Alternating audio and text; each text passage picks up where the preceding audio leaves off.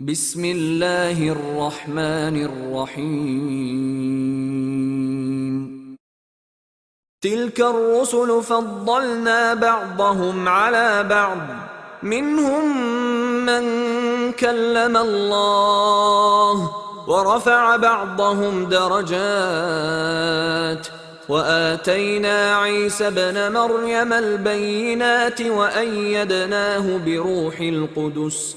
ولو شاء الله ما اقتتل الذين من بعدهم من بعد ما جاءتهم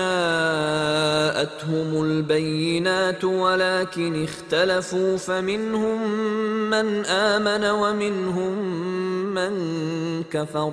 ولو شاء الله ما اقتتلوا ولكن الله يفعل ما يريد.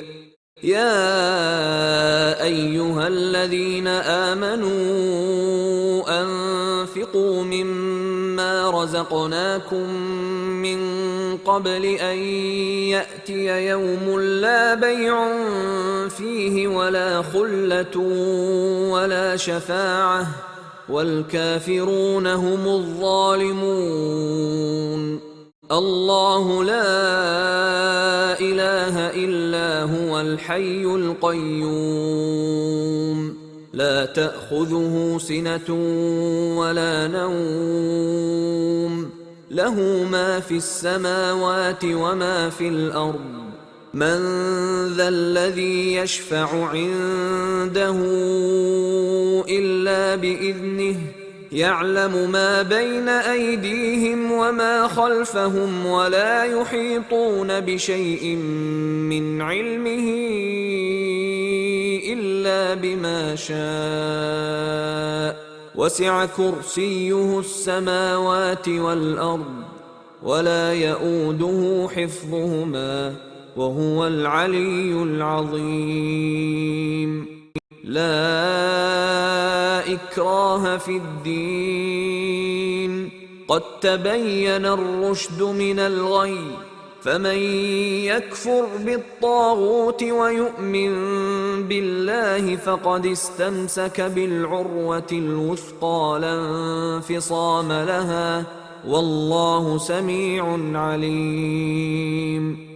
الله ولي الذين آمنوا يخرجهم من الظلمات إلى النور، والذين كفروا أولياؤهم الطاغوت يخرجونهم من النور إلى الظلمات، أولئك أصحاب النار هم فيها خالدون.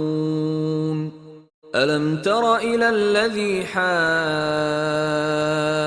إبراهيم في ربه أن آتاه الله الملك إذ قال إبراهيم ربي الذي يحيي ويميت قال أنا أحيي وأميت.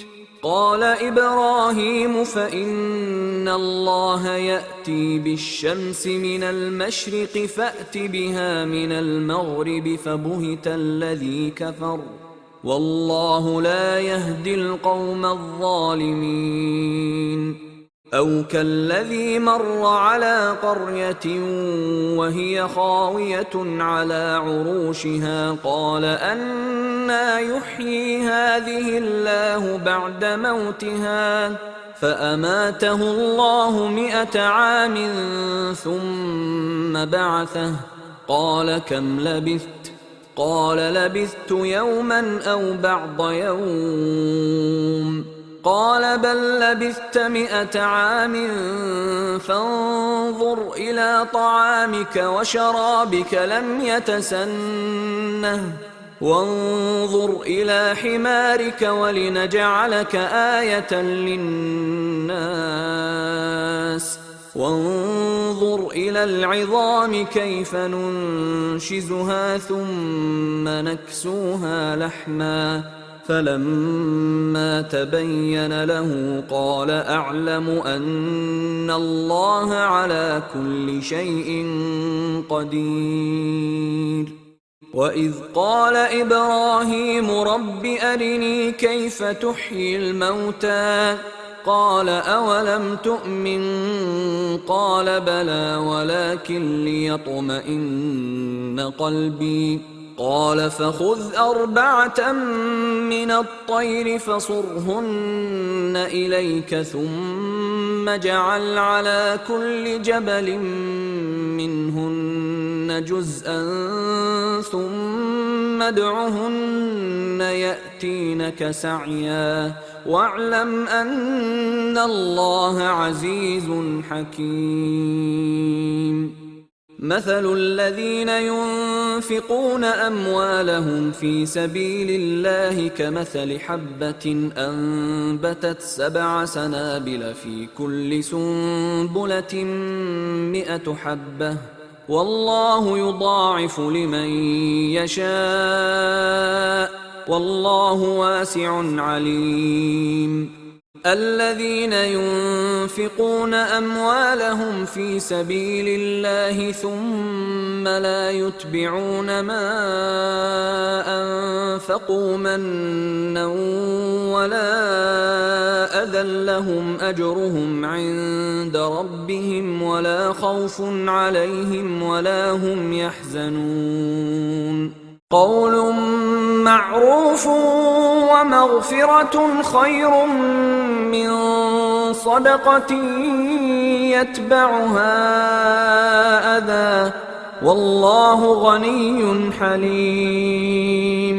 يا أيها الذين آمنوا لا تبطلوا صدقاتكم بالمن والأذى كالذي ينفق ماله رئاء الناس ولا يؤمن بالله واليوم الآخر فمثله كمثل صفوان عليه تراب فأصابه وابل فتركه صلدا لا يقدرون على شيء مما كسبوا والله لا يهدي القوم الكافرين.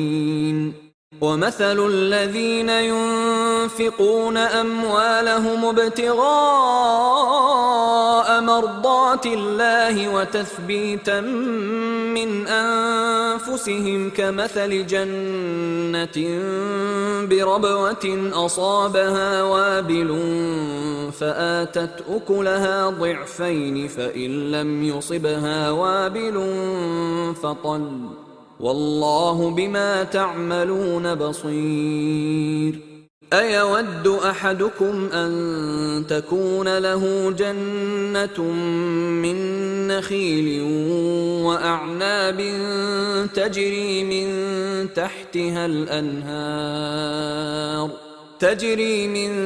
تحتها الأنهار له فيها من كل الثمرات وأصابه الكبر وله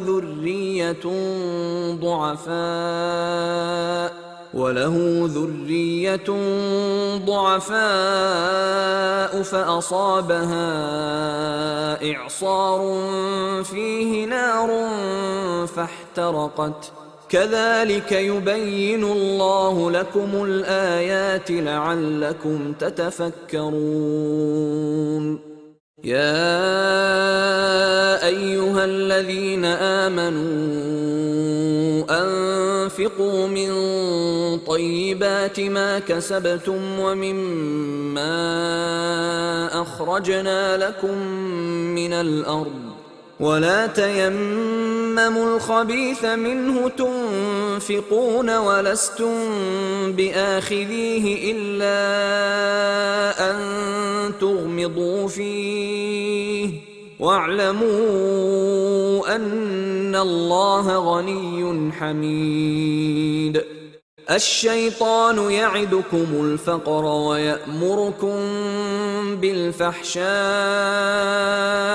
والله يعدكم مغفرة منه وفضلا والله واسع عليم. يؤتي الحكمة من يشاء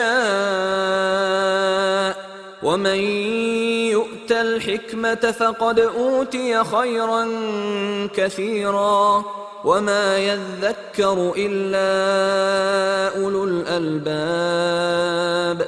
وما أنفقتم من نفقة أو نذرتم من نذر فإن الله يعلمه وما للظالمين من أنصار. إن تبدوا الصدقات فنعما هي وإن تخفوها وتؤتوها الفقراء فهو خير لكم ويكفر عنكم من سيئاتكم والله بما تعملون خبير.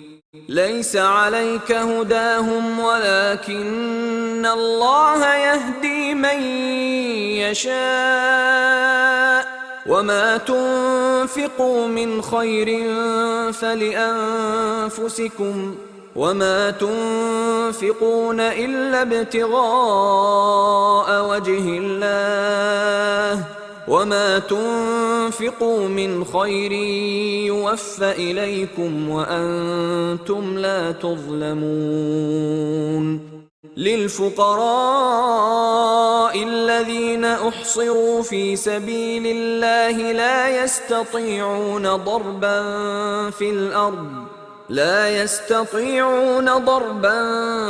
في الأرض يحسبهم الجاهل أغنياء من التعفف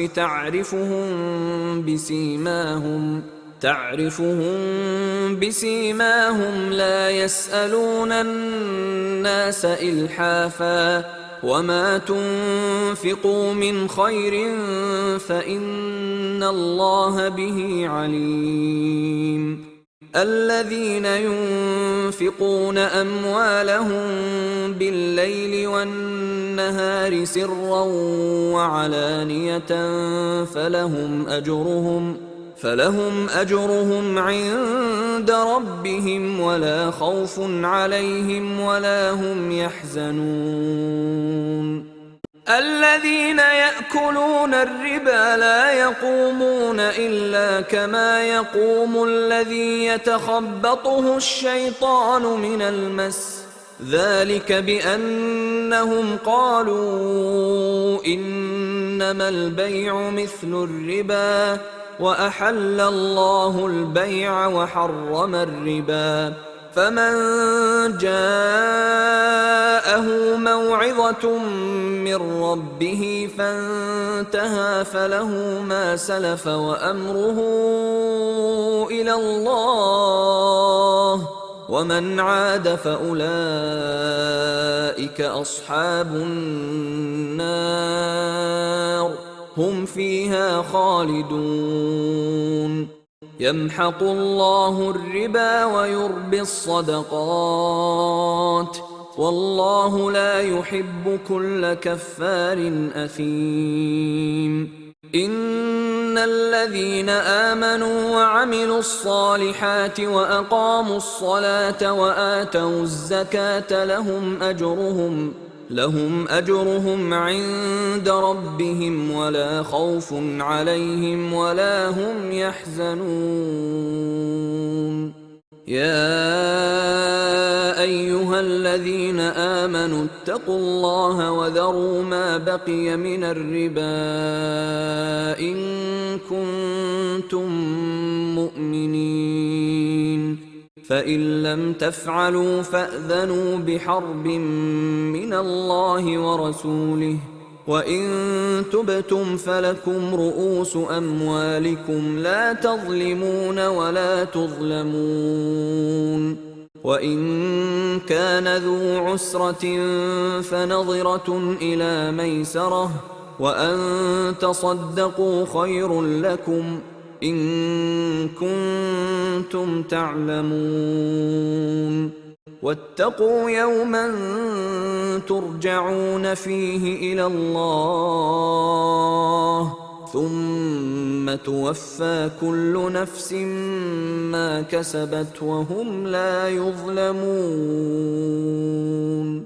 يا أيها الذين آمنوا إذا تداينتم بدين إلى أجل مسمى فاكتبوه وليكتب بينكم كاتب بالعدل ولا يأب كاتب أن يكتب كما علمه الله فليكتب وليملل الذي عليه الحق وليتق الله ربه ولا يبخس منه شيئا فإن كان الذي عليه الحق سفيها أو ضعيفا أو لا يستطيع أن يمل هو فليملل وليه بالعدل واستشهدوا شهيدين من رجالكم فإن لم يكونا رجلين فرجل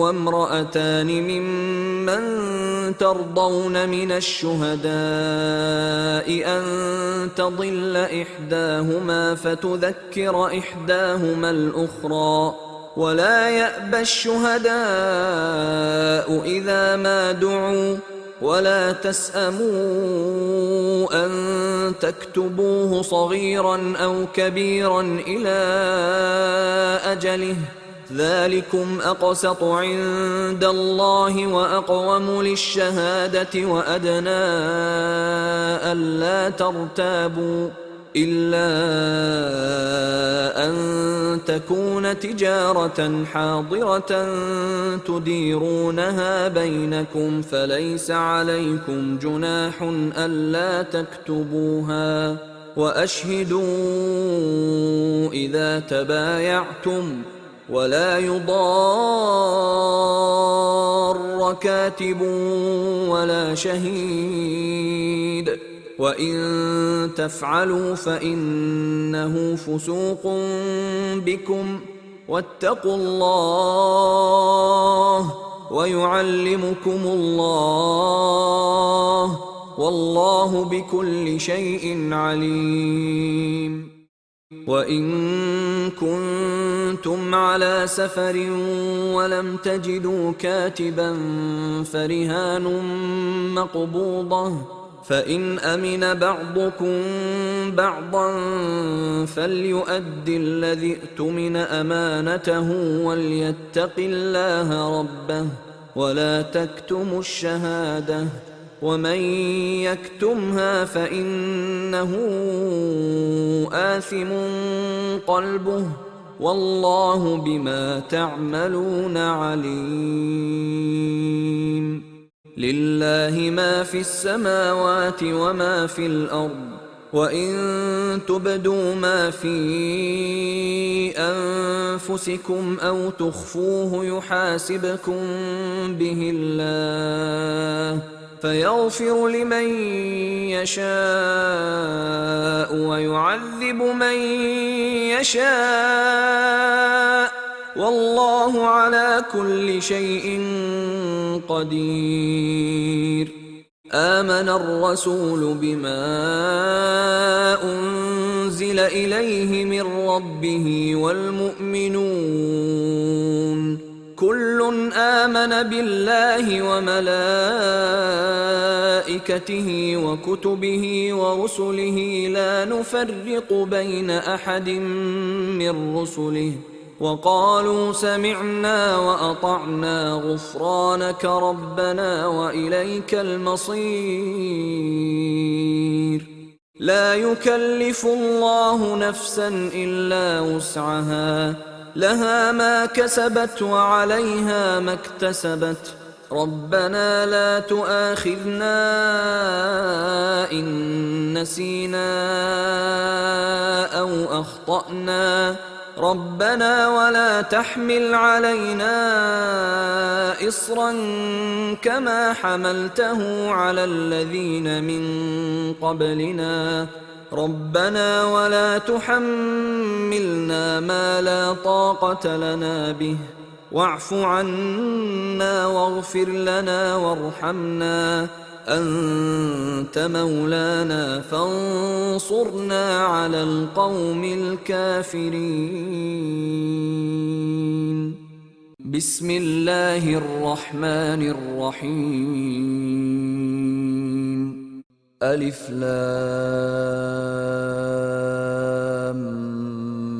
ميم الله لا إله إلا هو الحي القيوم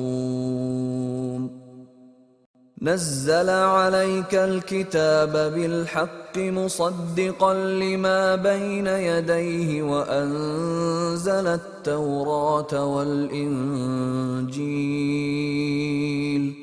من قبل هدى للناس وأنزل الفرقان إن الذين كفروا بآيات الله لهم عذاب شديد والله عزيز ذو انتقام إن الله لا يخفى عليه شيء في الأرض ولا في السماء هو الذي يصوركم في الأرحام كيف يشاء لا إله إلا هو العزيز الحكيم هو الذي أنزل عليك الكتاب منه آيات محكمات هن أم الكتاب وأخر متشابهات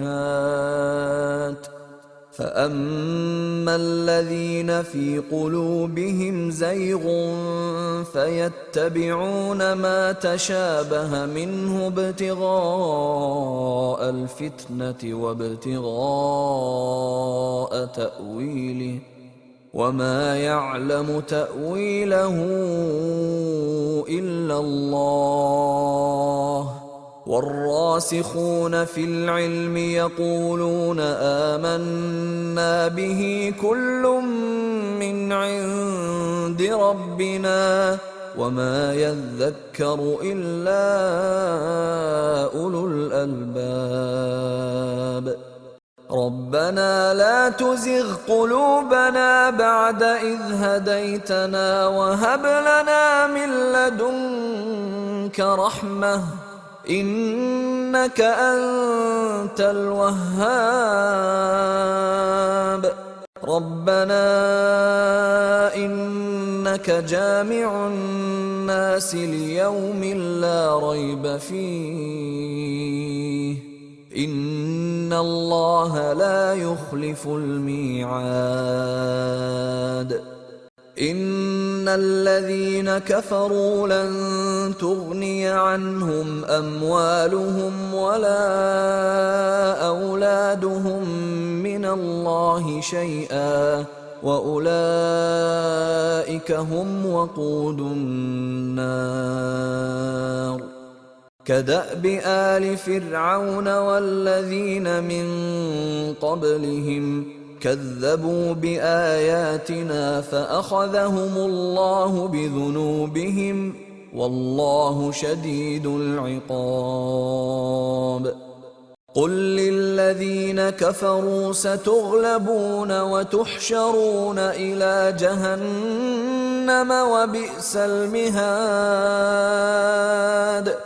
قد كان لكم آية في فئتين التقتا فئة تقاتل في سبيل الله وأخرى كافرة يرونهم مثليهم رأي العين والله يؤيد بنصره من يشاء إن في ذلك لعبرة لأولي الأبصار. زين للناس حب الشهوات من النساء والبنين والقناطير المقنطرة من الذهب والفضة والخيل المسومة والأنعام والحرث، ذلك متاع الحياة الدنيا، والله عنده حسن المآب. قل أنبئكم بخير من ذلكم للذين اتقوا عند ربهم جنات تجري من تحتها الأنهار خالدين فيها وأزواج مطهرة ورضوان من الله، والله بصير بالعباد. الذين يقولون ربنا إننا آمنا فاغفر لنا ذنوبنا وقنا عذاب النار. الصابرين والصادقين والقانتين والمنفقين والمستغفرين بالأسحار. شهد الله أنه لا إله إلا هو والملائكة وأولو العلم قائما بالقسط، لا إله إلا هو العزيز الحكيم. إن الدين عند الله الإسلام، وما اختلف الذين أوتوا الكتاب إلا من بعد ما جاءهم العلم بغيا بينهم، ومن يكفر بآيات الله فإن الله سريع الحساب. فإن حاجوك فقل أسلمت وجهي لله ومن اتبعن، وقل للذين أوتوا الكتاب والأميين أأسلمتم؟ فإن أسلموا فقد اهتدوا، وإن تولوا فإنما عليك البلاغ، والله بصير بالعباد. إن الذين يكفرون بآيات الله ويقتلون النبيين بغير حق ويقتلون الذين يأمرون بالقسط من الناس فبشرهم بعذاب أليم. أولئك الذين حبطت أعمالهم في الدنيا والآخرة وما لهم من ناصرين. ألم تر إلى الذين أوتوا نصيبا من الكتاب يدعون إلى كتاب الله ليحكم بينهم ثم يتولى فريق منهم وهم معرضون. ذلك بأنهم قالوا لن تمسنا النار إلا أياما معدودات، وغرهم في دينهم ما كانوا يفترون. فكيف إذا جمعناهم ليوم لا ريب يلقون فيه ووفيت كل نفس ما كسبت وهم لا يظلمون. قل اللهم مالك الملك تؤتي الملك من تشاء وتنزع الملك ممن تشاء وتعز من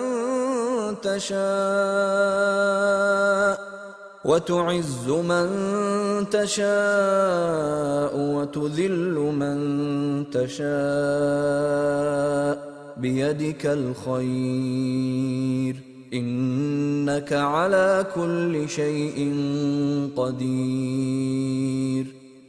تولج الليل في النهار وتولج النهار في الليل وتخرج الحي من الميت وتخرج الميت من الحي وترزق من تشاء بغير حساب. لا يتخذ المؤمنون الكافرين أولياء من دون المؤمنين ومن يفعل ذلك فليس من الله في شيء إلا أن تتقوا منهم تقاه ويحذركم الله نفسه وإلى الله المصير. قل إن تخفوا ما في صدوركم أو تبدوه يعلمه الله ويعلم ما في السماوات وما في الأرض والله على كل شيء قدير. يوم تجد كل نفس ما عملت من خير محضرا وما عملت من سوء تود لو أن بينها وبينه أمدا بعيدا ويحذركم الله نفسه والله رؤوف بالعباد. قل إن كنتم تحبون الله فاتبعوني يحببكم الله ويغفر لكم ذنوبكم والله غفور رحيم. قل أطيعوا الله والرسول فإن تولوا فإن الله لا يحب الكافرين. إن الله اصطفى آدم ونوحا وآل إبراهيم وآل عمران على العالمين ذرية بعضها من بعض والله سميع عليم. إذ قالت امرأة عمران رب إني نذرت لك ما في بطني محررا فتقبل مني إنك أنت السميع العليم. فلما وضعتها قالت رب إني وضعتها أنثى والله أعلم بما وضعت قالت رب إني وضعتها أنثى والله أعلم بما وضعت وليس الذكر كالأنثى وإني سميتها مريم وإني أعيذها بك وذريتها من الشيطان الرجيم. فتقبلها ربها بقبول حسن وأنبتها نباتا حسنا وكفلها زكريا كلما دخل عليها زكريا المحراب وجد عندها رزقا قال يا مريم أنى لك هذا قالت هو من عند الله إن الله يرزق من يشاء بغير حساب هنالك دعا زكريا ربه قال رب هب لي من لدنك ذرية طيبة إنك سميع الدعاء فنادته الملائكة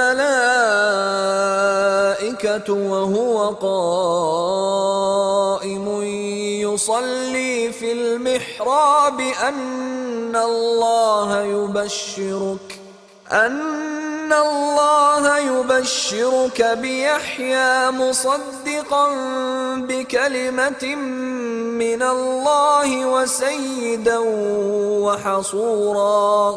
وسيدا وحصورا ونبيا من الصالحين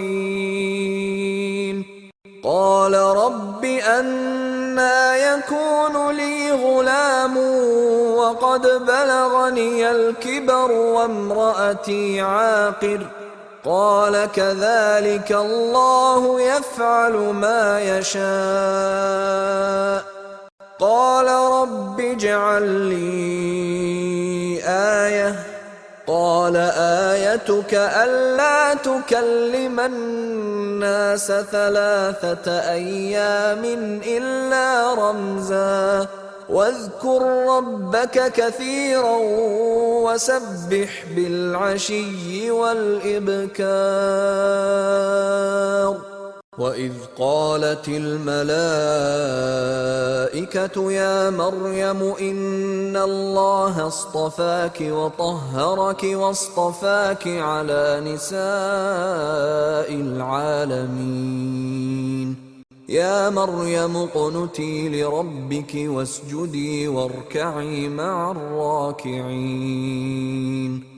ذلك من أنباء الغيب نوحيه إليك وما كنت لديهم إذ يلقون أقلامهم أيهم يكفل مريم وما كنت لديهم إذ يختصمون إذ قالت الملائكة يا مريم إن الله يبشرك بكلمة منه اسمه المسيح عيسى ابن مريم وجيها في الدنيا والآخرة ومن المقربين ويكلم الناس في المهد وكهلا ومن الصالحين قالت رب أنى يكون لي ولد ولم يمسسني بشر قال كذلك الله يخلق ما يشاء إذا قضى أمرا فإنما يقول له كن فيكون ويعلمه الكتاب والحكمة والتوراة والإنجيل ورسولا إلى بني إسرائيل أني قد جئتكم بآية من ربكم أني أخلق لكم من الطين كهيئة الطير فأنفخ فيه فيكون طيرا بإذن الله وأبرئ الأكمه والأبرص وأحيي الموتى بإذن الله وأنبئكم بما تأكلون وما تدخرون في بيوتكم إن في ذلك لآية لكم إن كنتم مؤمنين ومصدقا لما بين يدي من التوراة ولأحل لكم بعض الذي حرم عليكم وجئتكم بآية من ربكم فاتقوا الله وأطيعون إن الله ربي وربكم فاعبدوه هذا صراط مستقيم فلما أحس عيسى منهم الكفر قال من أنصاري إلى الله قال الحواريون نحن أنصار الله آمنا بالله واشهد بأننا مسلمون ربنا آمنا بما أنزلت واتبعنا الرسول فاكتبنا مع الشاهدين ومكروا ومكر الله والله خير الماكرين إذ قال الله يا عيسى إني متوفيك ورافعك إلي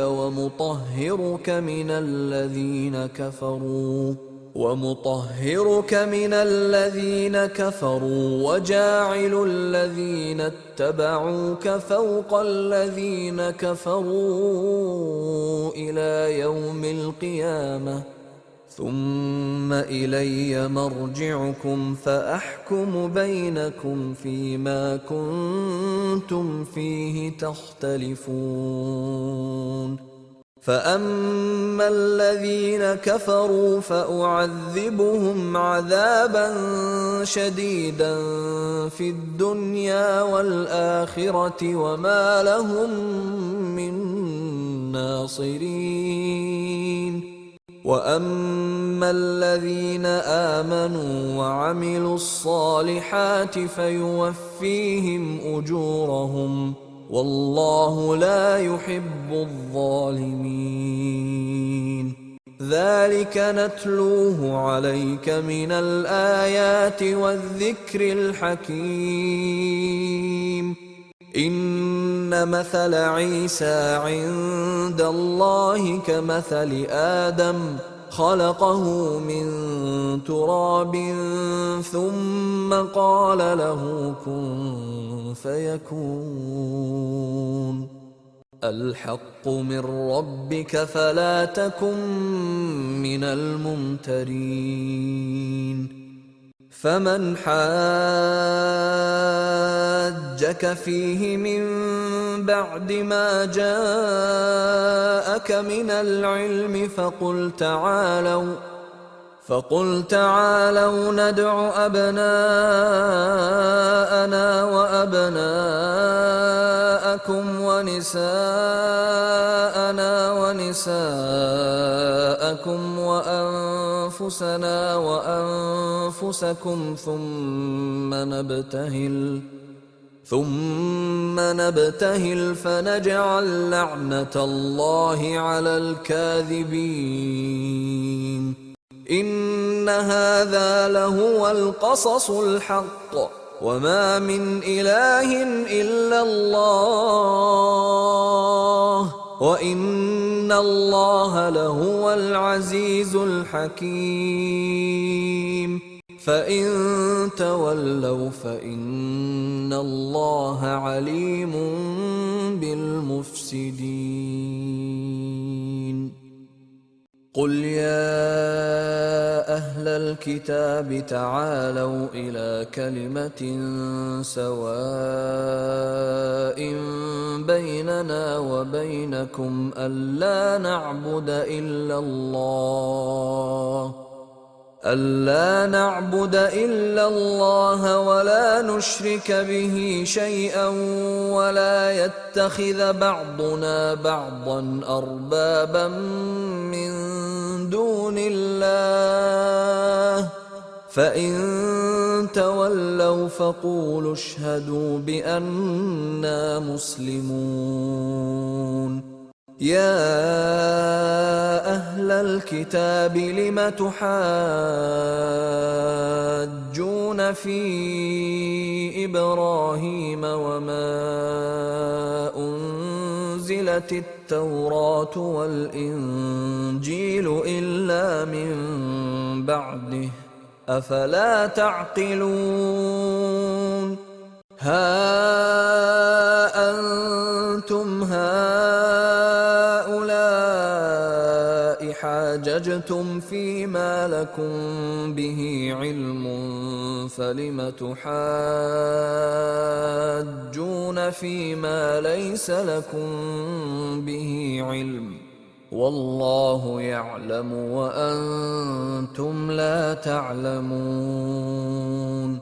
ما كان إبراهيم يهوديا ولا نصرانيا ولكن كان حنيفا مسلما وما كان من المشركين. إن أولى الناس بإبراهيم للذين اتبعوه وهذا النبي والذين آمنوا والله ولي المؤمنين. ودت طائفة من أهل الكتاب لو يضلونكم وما يضلون إلا أنفسهم وما يشعرون. يا أهل الكتاب لم تكفرون بآيات الله وأنتم تشهدون. يا أهل الكتاب لم تلبسون الحق بالباطل وتكتمون الحق وأنتم تعلمون. وقالت طائفة من أهل الكتاب آمنوا بالذي أنزل على الذين آمنوا وجه النهار واكفروا آخره لعلهم يرجعون. ولا تؤمنوا إلا لمن تبع دينكم قل إن الهدى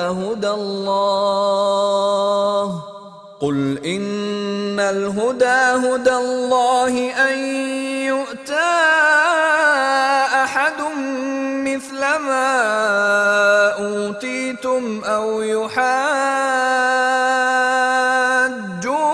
عند ربكم قل إن الفضل بيد الله يؤتيه من يشاء والله واسع عليم. يختص برحمته من يشاء والله ذو الفضل العظيم. ومن أهل الكتاب من إن تأمنه بقنطار يؤده إليك ومنهم من إن تأمنه بدينار لا يؤده إليك إلا ما دمت عليه قائما ذلك بأنهم قالوا ليس علينا في الأميين سبيل ويقولون على الله الكذب وهم يعلمون. بلى من أوفى بعهده واتقى فإن الله يحب المتقين. إن الذين يشترون بعهد الله وأيمانهم ثمنا قليلا أولئك لا خلاق لهم في الآخرة ولا يكلمهم الله ولا ينظر إليهم يوم القيامة ولا يزكيهم ولهم عذاب أليم. وإن منهم لفريقا يلوون ألسنتهم بالكتاب لتحسبوه من الكتاب وما هو من الكتاب ويقولون هو من عند الله وما هو من عند الله ويقولون على الله الكذب وهم يعلمون. ما كان لبشر أن يؤتيه الله الكتاب والحكم والنبوة ثم يقول للناس كونوا عبادا لي من دون الله ولكن كونوا ربانيين بما كنتم تعلمون الكتاب وبما كنتم تدرسون. ولا يأمركم أن تتخذوا الملائكة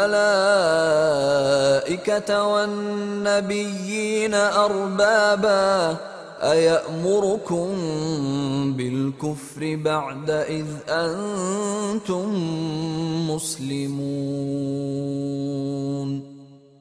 وإذ أخذ الله ميثاق النبيين لما آتيتكم من كتاب وحكمة ثم جاءكم رسول مصدق لما معكم لتؤمنن به ولتنصرنه قال أأقررتم وأخذتم على ذلكم إصري قالوا أقررنا قال فاشهدوا وأنا معكم من الشاهدين. فمن تولى بعد ذلك فأولئك هم الفاسقون. أفغير دين الله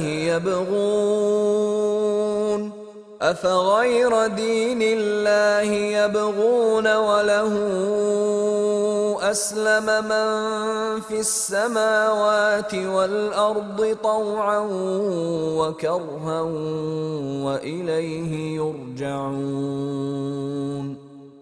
قل آمنا بالله وما أنزل علينا وما أنزل على إبراهيم وإسماعيل وإسحاق ويعقوب والأسباط وما أوتي موسى وعيسى والنبيون من ربهم لا نفرق بين أحد منهم ونحن له مسلمون. ومن يبتغ غير الإسلام دينا فلن يقبل منه وهو في الآخرة من الخاسرين. كيف يهدي الله قوما كفروا بعد إيمانهم وشهدوا أن الرسول حق وجاءهم البينات والله لا يهدي القوم الظالمين. أولئك جزاؤهم أن عليهم لعنة الله والملائكة والناس أجمعين خالدين فيها لا يخفف عنهم العذاب ولا هم ينظرون إلا الذين تابوا من بعد ذلك وأصلحوا فإن الله غفور رحيم إن الذين كفروا بعد إيمانهم ثم ازدادوا كفرا لن تقبل توبتهم وأولئك هم الضالون